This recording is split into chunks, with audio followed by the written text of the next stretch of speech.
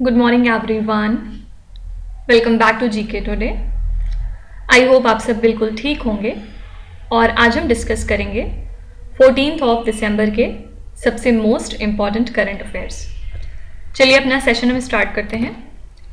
The very first question says which state implements the Mahalakshmi scheme aimed at providing free travel to women in the buses. कौन सा state है जिसने Mahalakshmi scheme को launch किया है और रीज़न क्या है, मतलब इस स्कीम का एम क्या है? फ्री ट्रेवल प्रोवाइड करना सभी वुमेन को, कहाँ पे? बसेस के अंदर। यहाँ पे एक्चुअली इम्प्लीमेंट्स होना चाहिए, I am sorry for the spelling, it is implements. Okay, तो यहाँ पे आपका करेक्ट आंसर हो जाएगा Telangana, that is option number B. Telangana की गवर्नमेंट ने कुछ गाइडलाइंस जारी की हैं for the implementation of the Mahalakshmi scheme, जिसका एम होगा सभी वुमेन को फ्री बस ट्रेवल प्रोवाइड करना। ठीक है, तो इसका एम है बेसिकली कि फ्री ट्रेवल दिया जाए सभी गर्ल्स को, साथ ही सारी वुमेन को, और ऐसा नहीं कि कोई क्राइटेरिया है कि कितने एज ग्रुप में, यानी कि एल्डरली या फिर एकदम छोटे जो बच्चियां हैं उनको, सभी एज ग्रुप को मिलेगा ये फैसिलिटी। ओके, ना सिर्फ वुमेन को बल्कि ट्रांसजेंडर पर्सन्स को भी ये जो है फैसिलिटी दी जाएगी। ठीक है, तो यहाँ पे आपका आंसर हो जाएगा तेलंगाना स्टेट। कुछ दिनों पहले हमने सेम ऐसी स्कीम देखी थी जो कि कर्नाटका स्टेट में लॉन्च हुई थी। क्या नाम था उस स्कीम का? शक्ति स्कीम। इसके अंडर में भी फ्री बस ट्रेवल दिया गया था सभी वुमेन को। तो याद रखिएगा, शक्ति स्कीम और महालक्ष्मी स्कीम दोनों का पर्पस बिल्कुल सेम है, लेकिन शक्ति स्कीम लॉन्च की गई कर्नाटका में और महालक्ष्मी स्कीम लॉन्च की गई है तेलंगाना स्टेट में। चलिए कुछ स्टेट करंट अफेयर्स देखते हैं। फर्स्ट क्वेश्चन है, Cooum and Adyar rivers flow in which Indian state और द यूनियन टेरिटरी। ये दोनों की दोनों रिवर्स कौन से स्टेट में फ्लो होती हैं, आपको ये पूछा जा रहा है। तो यहाँ पे आंसर हो जाएगा तमिलनाडु। किस वजह से आजकल न्यूज़ में है? क्योंकि 5 weather system bay of Bengal में ऐसे हैं जिनका पाथ बिल्कुल सेम है to the recent cyclone Michaung. ठीक है, तो वेदर डिस्टर्बेंसेस जो हुए थे 1976 में, फिर 1982 में, इसके बाद 1984 में, 1996 में और 2005 में, उसकी वजह से इंटेंस रेनफॉल हमें देखने को मिला चेन्नई सिटी में बेसिकली, जिसके बाद कूम और अदयार रिवर्स फ्लडेड हो गई थी। और ये दोनों की दोनों रिवर्स कहाँ पे हैं? आंसर है तमिलनाडु।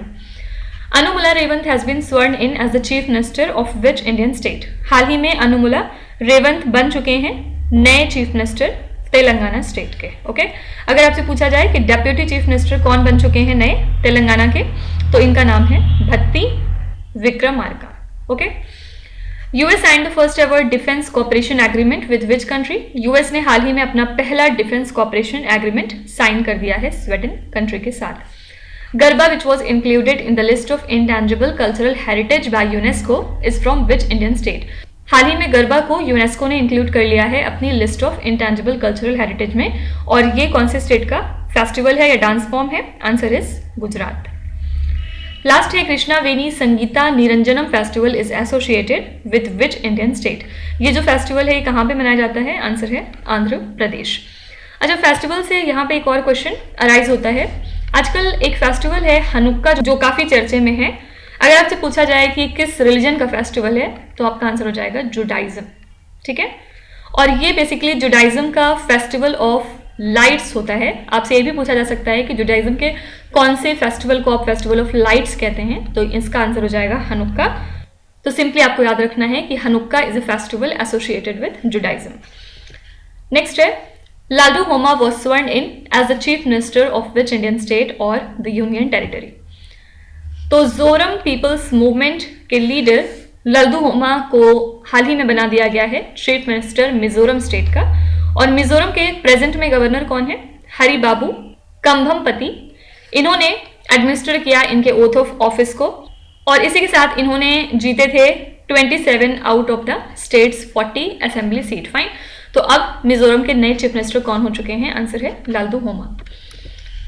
चलिए कुछ इंपॉर्टेंट इलेक्शंस हम एक बार रिवाइज कर लेते हैं। Which country is recently re-elected to the International Maritime Organization Council with the highest tally? तो इंडिया ऑलरेडी पार्ट था इंटरनेशनल मैरीटाइम ऑर्गेनाइजेशन काउंसिल का, लेकिन हाल ही में इंडिया को फिर से री इलेक्ट किया गया है with the highest tally. Which Indian has been elected as the vice chair of the United Nation panel of auditors. हाल ही में जीसी मुर्मू को नॉमिनेट किया गया है for being the vice chair of the United Nations Panel of Auditor. Joseph Boakai has been elected as the president of which country? Joseph Boakai बन चुके हैं लाइबेरिया के नए president. Pedro Sanchez was re-elected as the prime minister of which country? Pedro Sanchez नए prime minister बन चुके हैं Spain country के. ऑलरेडी ये यहाँ के प्राइम मिनिस्टर थे, फिर से री-इलेक्ट हुए हैं. Daniel Noboa has been elected as the president of which country? Daniel Noboa हैं नए प्रेसिडेंट इक्वाडोर कंट्री के. ठीक है. Christopher Luxon has been elected as the Prime Minister of which country? Here answer is New Zealand. Fine. Next है Reserve Bank of India enhanced the UPI payment limits for healthcare and education from 1 lakh rupees to dash. तो अभी तक जो UPI payment limit थी for health care and education sector वो 1 लाख रुपए थी, लेकिन हाल ही में रिजर्व बैंक ऑफ इंडिया ने इस लिमिट को बढ़ा के अब कितना कर दिया है? तो रिजर्व बैंक ऑफ इंडिया ने इन्हांस किया यूपीआई पेमेंट लिमिट्स को for health care and education to C option that is 5 lakh rupees. तो जो भी ट्रांजैक्शन लिमिट्स होगी फॉर ई मैंडेट्स उसको भी इंक्रीज कर दिया गया है. पहले ये वैल्यू थी 15,000 रुपए और अब इसको बढ़ा के 1 लाख रुपए कर दिया गया है. और इससे होगा क्या, जो कंज्यूमर्स हैं उनको मदद मिलेगी कि वो रिकरिंग पेमेंट्स कर सकते हैं for mutual funds, insurance premium and credit card. Okay, तो यहाँ पे अब 1 लाख की लिमिट को बढ़ा के कितना कर दिया गया है? आंसर है 5 लाख रुपए. चलिए आरबीआई करंट अफेयर्स कुछ देख लेते हैं. यहाँ पे पहला क्वेश्चन है what is India's GDP growth projection for 2023 to 2024 as per the RBI's December 2023 MPC meeting. जो दिसंबर की मीटिंग हुई है एमपीसी मीटिंग, उसके बाद इंडिया का जीडीपी ग्रोथ कितना प्रोजेक्ट किया गया है फॉर 2023 to 2024. तो एमपीसी ने डिसाइड किया है कि वो की इंटरेस्ट रेट्स को अनचेंज करते हुए 6.5% पे रखेंगे for the 5th policy meeting in a row. और इसी के साथ इन्होंने withdrawal of accommodation policy stand को भी मेंटेन किया बाय 5 out of 6 मेजोरिटी. और कमेटी ने फाइनली जीडीपी ग्रोथ प्रोजेक्शन को रेस किया है for this time period to 7%. ठीक है, और इनका जो एवरेज इन्फ्लेशन फोरकास्ट है वो कितने पे है? 5.4% है. ठीक है, तो यहाँ पे करेक्ट आंसर है 7%. As per the reserve bank of India guidelines what is the maximum value of goods and services traded through payment aggregator. RBI की रिसेंट गाइडलाइंस के मुताबिक मैक्सिमम वैल्यू कितना गुड्स एंड सर्विसेज का trade हो सकता है through payment aggregator? Your answer would be 25 lakh rupees. RBI has encouraged or called upon which set of entities to establish self-regulatory organizations. RBI ने हाल ही में फिनटेक फर्म्स को ये डायरेक्शंस दी थी कि उन्हें खुद का सेल्फ रेगुलेटरी ऑर्गेनाइजेशन स्टैब्लिश कर लेना चाहिए. As per a recent RBI study, which state topped the list of states that attracted investment funds from banks and financial institutions in 2022 to 23? तो रिसेंट आरबीआई स्टडी के मुताबिक कौन सा state है जिसने टॉप किया है इन टर्म्स ऑफ कि कितना ज़्यादा इन्वेस्टमेंट फंड आपने अट्रैक्ट किया from the banks and other financial institutions in 2022 to 23? तो यहाँ पे correct answer is UP, Uttar Pradesh. Which bank is to provide loans via RBI's public tech platform for frictionless credit platform? कौन सा bank है जो loan provide करेगा through RBI के public tech platform for frictionless credit platform? तो ये है Axis bank. Okay, here answer is Axis bank. Next question is Tshering Tashi who was seen in the news is associated with which profession? Tshering Tashi किस profession से related है आपको ये बताना है. आंसर है यहाँ पे ऑथर हैं ये एक, और कौन सी कंट्री को बिलोंग करते हैं अगर ये पूछा जाए तो आंसर इज भूटान. ठीक है, किस लिए आजकल चर्चे में आ गए हैं? क्योंकि इनको कन्फर किया गया है विद्या साहित्य अकेडमीज प्रेमचंद फेलोशिप. ठीक है, तो मिस्टर ताशी एक राइटर हैं जो कि अपने काम के लिए जाने जाते हैं in the field of creative non fiction. बहुत सारी बुक्स इन्होंने लिखी हैं भूटान के ऊपर. साथ ही ये को ऑथर रहे बोधिसत्वा किंग नाम की एक बुक के, और भी इनके बहुत सारे वर्क हैं जो काफी फेमस हुए थे. ठीक है, तो 2 बातें याद रखिएगा. शेरिंग टैशी एक ऑथर हैं, कौन सी कंट्री से? भूटान से. किस लिए आजकल चर्चे में आ गए हैं? क्योंकि इनको मिला है साहित्य एकेडमी का प्रेमचंद फेलोशिप. ओके, चलिए कुछ अवार्ड्स एंड ऑनर्स रिवाइज कर लेते हैं. Which actor was conferred with the special recognition for contribution to भारतीय cinema at IFFI Festival? IFFI Festival में कौन सी एक्टर या एक्ट्रेस हैं जिनको कन्फर किया गया with the special recognition for contribution to भारतीय सिनेमा? तो ये हैं very famous Madhuri Dixit. Okay, which Indian actor was conferred the 53rd दादा साहिब फाल्के अवार्ड इन 2023? ये एसएससी का मोस्ट फेवरेट क्वेश्चन होता है। दादा साहिब फाल्के अवार्ड वो हर साल पूछते हैं। यहाँ पे आंसर हो जाएगा आपका एक्ट्रेस वहीदा रहमान। इनको कन्फर किया गया है 53rd एडिशन का दादा Sahib Phalke award. Who has been conferred the Lokmanya Tilak national award in 2023? Lokmanya Tilak national award इस साल दिया गया है हमारे प्राइम मिनिस्टर नरेंद्र मोदी को। Who has been conferred with the first ever उद्योग रत्न अवार्ड इंस्टीट्यूटेड बाय महाराष्ट्र? सबसे पहला क्वेश्चन यहाँ पे ये फॉर्म हो सकता है कि उद्योग रत्न अवार्ड कौन सा स्टेट है जो फॉर्म करता है या उसने इंस्टीट्यूट किया है, तो आंसर इज महाराष्ट्र। और पहली बार इसको किस इंपॉर्टेंट पर्सनैलिटी को प्रेजेंट किया गया, तो आंसर इज रतन टाटा, इनको दिया गया है, ठीक है। Which chief minister conferred with the Bharat Ratna Dr. Ambedkar Award of Buddhanjali research foundation? बुद्धांजलि रिसर्च फाउंडेशन प्रेजेंट करती है भारत रत्न डॉक्टर अंबेडकर अवार्ड को, और ये किसको दिया गया है? Your answer is Yogi Adityanath, ठीक है। ये हैं उत्तर प्रदेश के chief minister. Next question is UNICEF generation unlimited launched green rising initiative at COP28 in collaboration with which country? UNICEF की जनरेशन अनलिमिटेड ने लॉन्च किया ग्रीन राइजिंग इनिशिएटिव को, कहाँ पे? COP28 में, किस कंट्री के साथ कोलैबोरेट करके? तो इन्होंने कोलैबोरेट किया इंडिया की ministry of environment, forest and climate change के साथ, और फिर इन्होंने मिलकर अनवील किया ग्रीन राइजिंग इनिशिएटिव को एट COP28, कहाँ पे? दुबई में, ठीक है। मेन गोल क्या है इस इनिशिएटिव का? मिलियंस ऑफ यंग पीपल को मोबिलाइज करना, उनके एक्टिव पार्टिसिपेशन को इनकरेज करना सभी तरीके के ग्रीन इनिशिएटिव्स के अंदर, जिसमें कि हम जो सीवियर इम्पैक्ट्स हैं क्लाइमेट चेंज के उनको एड्रेस करते हैं। और थ्रू द यू वाह कैंपेन जो कि इंडिया ने रन कराया था, फोकस इनका क्या रहेगा? यूथ को इंगेज करना, जिससे कि इम्पैक्टफुल इन्वायरमेंटल एक्शंस हम ड्राइव कर सकें ग्रास रूट लेवल पे, ठीक है। तो याद रखिएगा, इसके लिए इन्होंने कोलैबोरेशन किया है इंडिया के ministry of environment, forest and climate change के साथ। चलिए कुछ इंटरनेशनल करंट अफेयर्स देखते हैं। Which European country has withdrawn from China's belt and road initiative in 2023? याद रखिएगा, इटली कंट्री ने विथड्रॉ कर लिया है चाइना के बेल्ट एंड रोड इनिशिएटिव से। और ये जो चाइना का बेल्ट एंड रोड प्लान है, इसका पर्पस क्या है?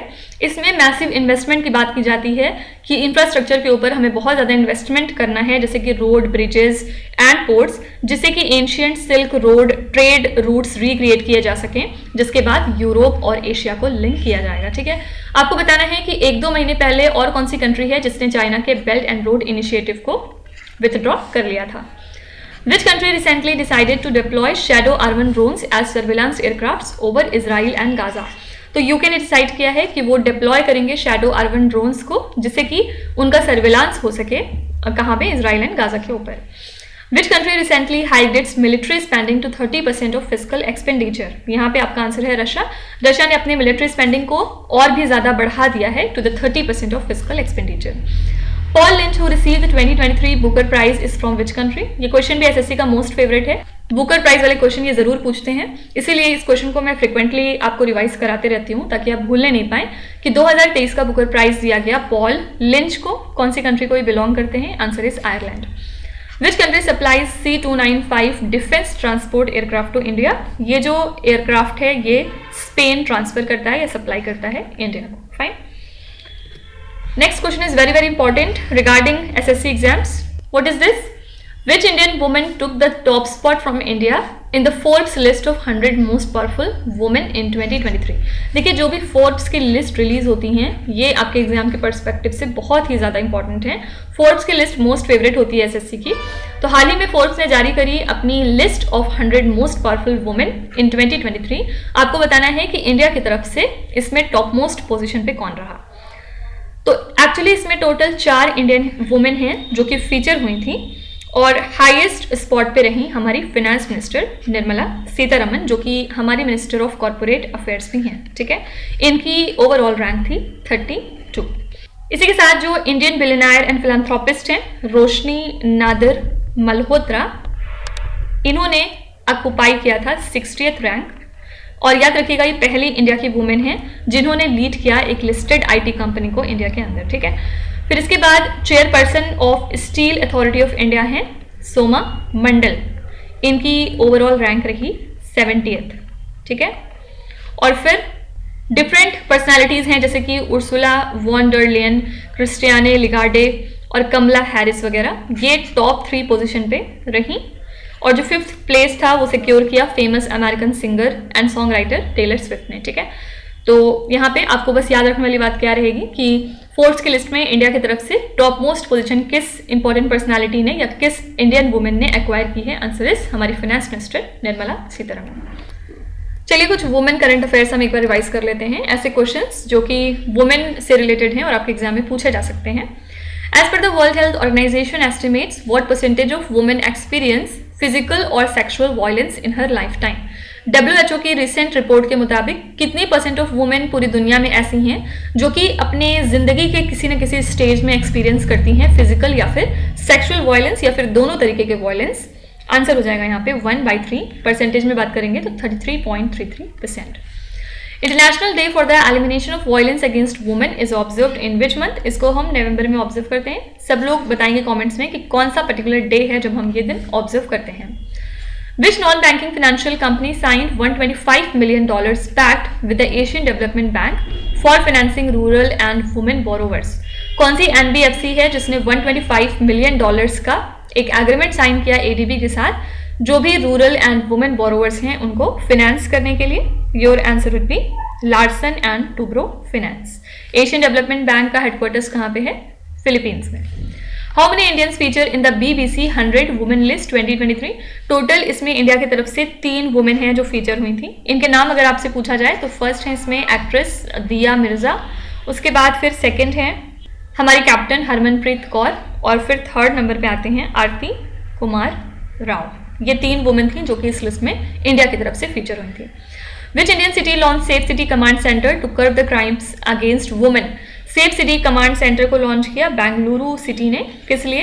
क्राइम्स को टैकल करने के लिए जो कि होते हैं अगेंस्ट वुमेन। ओके, नेक्स्ट है विच is the headquarters of Asian infrastructure investment bank? AIIB का हेडक्वार्टर्स कहाँ पे है? तो सबसे पहले बात करते हैं किस वजह से ये बैंक आजकल चर्चे में है। तो AIIB और यूनाइटेड नेशंस डेवलपमेंट प्रोग्राम ने हाल ही में मिलकर एक मेमोरेंडम ऑफ अंडरस्टैंडिंग साइन कर लिया है और अब ये मिलकर अपने कोलैबोरेशन को मजबूत करेंगे इन promoting the sustainable infrastructure development और जो भी डेवलपमेंट चैलेंजेस हैं उनको एड्रेस करने के लिए एशिया के अंदर। फाइन, तो इस MOU के तहत दोनों ही बॉडीज प्लान कर रही हैं कि वो को इन्वेस्ट करेंगी और मल्टीलेटरल फंडिंग को इंक्रीज करेंगी या इन्हांस करेंगी डेवलपिंग कंट्रीज के अंदर, बेसिकली ताकि जो क्लाइमेट गोल्स हैं हमारे वो अचीव हो सकें। ठीक है, तो एशियन इंफ्रास्ट्रक्चर इन्वेस्टमेंट बैंक का हेडक्वार्टर्स है बीजिंग, चाइना में। ठीक है, चलिए कुछ इंपॉर्टेंट हेडक्वार्टर्स हम रिवाइज कर लेते हैं। Which is the headquarters of International Organisation for Migration? कौन सा जगह हेडक्वार्टर है इंटरनेशनल ऑर्गेनाइजेशन फॉर माइग्रेशन का? Your answer is Geneva, Switzerland. Which is the headquarters of the Asia Pacific Telecommunity? इसके लिए हेडक्वार्टर्स कहाँ पे है? Your answer is Bangkok. Which is the headquarters of the Organisation of Islamic Cooperation? OIC का headquarters है Saudi Arabia में। Which is the headquarters of international electrotechnical commission? इसके लिए हेडक्वार्टर्स है जेनेवा में। Which is the headquarters of Utkarsh small finance bank? ये जो bank है इसका हेडक्वार्टर्स है वाराणसी सिटी में। अच्छा, ये जो हेडक्वार्टर्स वाले क्वेश्चन होते हैं आपके एग्जाम में, ये भी एज अ स्टैटिक जीके आ जाता है, तो आप इसको समराइज करके एक थोड़ा सा चार्ट टाइप का बना सकते हैं। जैसे कि न्यूयॉर्क में कौन कौन से हेडक्वार्टर्स हैं? यूनाइटेड नेशंस का हेडक्वार्टर है, इसके अलावा यूनिसेफ का हेडक्वार्टर्स न्यूयॉर्क में मौजूद है। फिर इसके अलावा अगर हम बात करें तो यूनाइटेड नेशंस वुमेन का भी हेडक्वार्टर यहीं पे है और यूनाइटेड नेशन सिक्योरिटी काउंसिल का। ठीक है, फिर हम बात करें वॉशिंगटन DC की, तो यहाँ पे 2 हेडक्वार्टर्स मेनली मौजूद हैं। कौन कौन से? IMF का है और वर्ल्ड बैंक का है। ठीक है, फिर इसके बाद अगर हम जेनेवा में बात करें, जेनेवा में बहुत सारे हेडक्वार्टर्स हैं, जैसे कि वर्ल्ड हेल्थ ऑर्गेनाइजेशन का है यहाँ पे, इंटरनेशनल लेबर ऑर्गेनाइजेशन का हेडक्वार्टर यहीं पे है, फिर वर्ल्ड ट्रेड ऑर्गेनाइजेशन का है, वर्ल्ड मेट्रोलॉजिकल ऑर्गेनाइजेशन का है, फिर WIPO यानी कि वर्ल्ड इंटेलेक्चुअल प्रॉपर्टी ऑर्गेनाइजेशन का भी यहीं पे है। फिर और अगर हम बात करें तो इंटरनेशनल ऑर्गेनाइजेशन फॉर स्टैंडर्डाइजेशन का है और डिफरेंट तरीके के और भी हेडक्वार्टर्स हैं। फिर अगर हम पेरिस की बात करें तो पेरिस में 2 मेन हेडक्वार्टर्स हैं, एक तो यूनेस्को का हेडक्वार्टर यहाँ पे मौजूद है और दूसरा है OECD का। फुल फॉर्म क्या होता है? Organisation for Economic Cooperation and Development. फिर इसके अलावा अगर हम बात करें वियना ऑस्ट्रिया की, तो यहाँ पे मेनली 3 हेडक्वार्टर्स हैं, जैसे कि United Nations Industrial Development Organisation है, यूनिडो का हेडक्वार्टर, फिर इंटरनेशनल एटॉमिक एनर्जी एजेंसी का है और इसके अलावा एक और था OPEC, Organisation of Petroleum Exporting Countries, ठीक है। तो इसी तरह से आप छोटी सी एक लिस्ट जो है वो बना सकते हैं याद करने के पर्पज से। और मैंने आपको बहुत बार बताया है कि यूनाइटेड नेशंस की बॉडी जो FAO है, फूड एंड एग्रीकल्चर ऑर्गेनाइजेशन, इसका हेडक्वार्टर लाई करता है रोम, इटली में, ठीक है। फिर इसके अलावा यूनेप का हेडक्वार्टर्स कहाँ है? यूनाइटेड नेशंस एनवायरनमेंट प्रोग्राम, इसका हेडक्वार्टर्स है नायरोबी, केनिया में। अच्छा, यहाँ जेनेवा में एक और हेडक्वार्टर है United Nations high commissioner for refugees का, ठीक है। तो ये मेन कुछ बॉडीज हैं जिनके हेडक्वार्टर्स आपके एग्जाम में फ्रिक्वेंटली पूछे जाते हैं। इनकी आप सेपरेट लिस्ट बना सकते हैं। नेक्स्ट क्वेश्चन पे चलेंगे। International civil Aviation Day is observed on which date? International civil Aviation Day हम कब ऑब्जर्व करते हैं? तो हर साल इसको ऑब्जर्व किया जाता है 7 दिसंबर को। पर्पस क्या है? ताकि हम रीइंफोर्स कर सकें अवेयरनेस को कि कितना ज़्यादा इंपॉर्टेंट है international civil aviation to the social and economic development of state, और जो यूनिक रोल है इंटरनेशनल सिविल एविएशन ऑर्गेनाइजेशन का स्टेट्स को हेल्प करने में, उसको हम थोड़ा सा ट्रिब्यूट पे करें या थोड़ा सा रिकॉग्नाइज करें, ठीक है। तो हर 5 साल पे ICAO काउंसिल इस्टेब्लिश करता है एक special anniversary theme International civil Aviation Day के लिए, और काउंसिल ने डिसाइड किया है कि फ्रॉम 2019 टू 2023 थीम क्या रहेगी? Advancing innovation for global aviation development, ठीक है। ये पूरी थीम रहेगी टोटल 5 सालों के लिए। चलिए डेज एंड थीम्स कुछ देखते हैं। When is international day for the abolition of slavery observed? इसको हर साल हम 2 दिसंबर को ऑब्जर्व करते हैं। इसके अलावा जो नेवी डे है वो हम कब मनाते हैं? 4 दिसंबर को। एड्स डे मनाते हैं 1 दिसंबर को। What was the theme of World AIDS Day 2023? World AIDS Day अभी जस्ट बताया कि 1 दिसंबर को ऑब्जर्व करते हैं। थीम अगर आपसे पूछी जाए तो थीम हमने रखी थी let communities lead, okay. When is the National Education Day celebrated every year in India? National Education Day हम मनाते हैं 11 नवंबर को हर साल। When is the National Cancer Awareness Day observed? National Cancer Awareness Day होता है 7 नवंबर को। When is the International Day for Biosphere Reserves observed? इसको हम सेलिब्रेट करते हैं 3 नवंबर को। फाइन। नेक्स्ट है, who has been named as the Person of the Year 2023 by Time Magazine? Time Magazine ने किसको Person of the Year 2023 decide किया है या नियुक्त किया है? तो टाइम मैगजीन ने टेलर स्विफ्ट को बनाया है as its person of the year. और लास्ट ईयर जब रशिया ने यूक्रेन को इन्वेड किया था उस टाइम पे इस मैगजीन ने अपना ये डिस्टिंक्शन दिया था व्लादिमीर जेलेंस्की को, जो कि यूक्रेन के प्रेसिडेंट हैं, ठीक है। तो इस साल किसको दिया है इन्होंने ये title? Answer is Taylor Swift. चलिए कुछ इंपॉर्टेंट सेलेक्शंस देख लेते हैं। Who has been named the Time Magazine's Athlete of the Year for 2023? अब टाइम मैगजीन ने पर्सन ऑफ द ईयर बनाया टेलर स्विफ्ट को और एथलीट ऑफ द ईयर बनाया था लियोनेल मेसी को, ठीक है। Which university is named the world's most sustainable university as per QS World University Rankings Sustainability 2024? कौन सी यूनिवर्सिटी है जिसको दुनिया की मोस्ट सस्टेनेबल यूनिवर्सिटी का खिताब मिला है? तो ये है यूनिवर्सिटी ऑफ टोरंटो, ठीक है। Who was named the captain of the ICC's team of tournament in 2023? ये बने हैं Rohit Sharma. Which country named the cyclone Tej which developed in the Arabian Sea? cyclone Tej develop हुआ था अरेबियन सी में और इसको नाम रखा था इंडिया ने। Which public sector unit has developed its own laptop जिसका नाम है स्माश? तो स्माश को डेवलप किया है ITI लिमिटेड ने। फाइन। लास्ट क्वेश्चन है, according to IQ Air, the air quality of which city was the worst in the world as of December 2023? IQ Air के मुताबिक कौन सी सिटी की एयर क्वालिटी है जो सबसे ज़्यादा ख़राब है पूरी दुनिया में एज ऑफ दिसंबर की हम बात कर रहे हैं, मतलब दिसंबर तक। तो यहाँ पे आंसर हो जाएगा Lahore, that is option number B. और इनका जो एयर क्वालिटी इंडेक्स पे रेट है वो हजार्डस पहुंच चुका है, 400 इनको पॉइंट्स मिले थे इसमें, ठीक है। तो लाहौर जैसा कि सेकेंड लार्जेस्ट सिटी है पाकिस्तान की, और यहाँ पे स्मॉग क्राइसिस बहुत ज़्यादा देखने को मिलता है जिसकी वजह से हेल्थ एंड लाइवलीहुड अफेक्ट होती हैं बहुत सारे लोगों की। तो AQI हम जैसे कि जानते हैं कैलकुलेट किया जाता है टोटल 5 कैटेगरीज ऑफ पोल्यूशन के बेसिस पे।